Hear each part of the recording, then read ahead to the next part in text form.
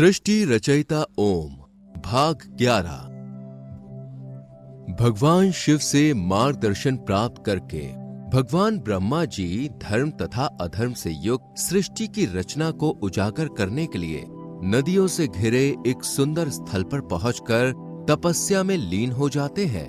तपस्या करते करते वहां पर एक बट वृक्ष की उत्पत्ति होती है, जिसकी छाया में भगवान ब्रह्मा जी कई वर्षों तक तपस्या करने के उपरांत अपनी तपस्या के बल पर 4 कुमारों की उत्पत्ति करते हैं और उन्हें सृष्टि रचना के कार्य को आगे बढ़ाने के लिए प्रेरित करते हैं। लेकिन यह चारों कुमार सृष्टि रचना के कार्य में अपनी कोई इच्छा व्यक्त नहीं करते और श्री हरि का गुणगान करते हुए भ्रमण पर निकल जाते हैं। ब्रह्मा जी यह देखकर बहुत निराश होते हैं और वह पुनः कैलाश पर्वत पर जाकर अपनी निराशा का कारण भगवान शिव के समक्ष रखते हैं। उनकी निराशा का कारण जानकर भगवान शिव ब्रह्मा जी से कहते हैं, हे ब्रह्मा, ये सब हमारी ही माया का खेल है। हे ब्रह्मा, आपने अपने तपोबल की इच्छा शक्ति से जिन 4 कुमारों की उत्पत्ति की है, भविष्य में यह चारों कुमार हमेशा श्री हरि का गुणगान करते नजर आएंगे। हे ब्रह्मा, चूंकि संतान के रूप में यह आपकी प्रथम उत्पत्ति है, इसलिए इन्हें श्री हरि जी का गुणगान करने के लिए श्री हरि जी के चरणों में समर्पित कर देना भविष्य के लिए एक शुभ संकेत भी हो सकता है। इसलिए इसमें निराशा वाली कोई बात नहीं होनी चाहिए। हे ब्रह्मा, सच्चाई यह है कि नारी के बिना सृष्टि को आगे बढ़ाना असंभव है।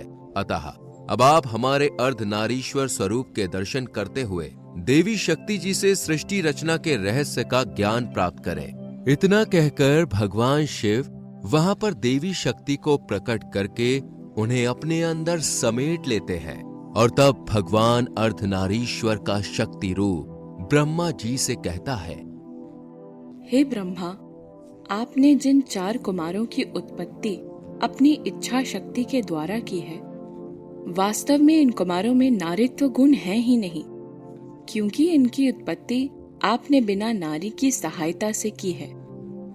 अतः यही कारण है कि इनकी सृष्टि रचना में कोई इच्छा नहीं है।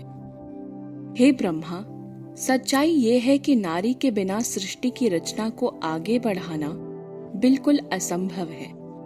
हे ब्रह्मा, ये संपूर्ण ब्रह्मांड हमारा अर्थात शिव और शक्ति का ही स्वरूप है और इसकी उत्पत्ति हमारे ओंकार स्वरूप के द्वारा इसलिए संभव हो पाई है क्योंकि इस ओंकार स्वरूप में हम दोनों एक शरीर और एक आत्मा के रूप में विराजमान हैं। हे ब्रह्मा, सृष्टि का विस्तार करने के लिए स्त्रीत्व तथा पुरुषत्व दोनों गुणों का होना बहुत जरूरी होता है। अतः अब आप हमारे अर्ध नारीश्वर स्वरूप की पूजा करते हुए मेरे ही एक अन्य स्वरूप देवी सरस्वती के दिव्य स्वरूप की उत्पत्ति करके धर्म तथा अधर्म से युक्त सृष्टि रचना को धरातल पर उतारने के लिए एक बार फिर से तपस्या शुरू करें। हे ब्रह्मा, सृष्टि रचना के अतिरिक्त पृथ्वी के पर्यावरण में सहायक कुछ पेड़ पौधों के साथ साथ आपको मनुष्य जाति के कल्याणार्थ कुछ महत्वपूर्ण जीव जंतुओं की उत्पत्ति भी करनी होगी। इन्हीं शब्दों के साथ भगवान अर्धनारीश्वर वहां से अदृश्य हो जाते हैं और तब भगवान ब्रह्मा सृष्टि रचना का रहस्य प्राप्त करके वापस बट वृक्ष के नीचे बैठकर अपनी तपस्या में लीन हो जाते हैं। भाग 11 समाप्त। जय सिया राम।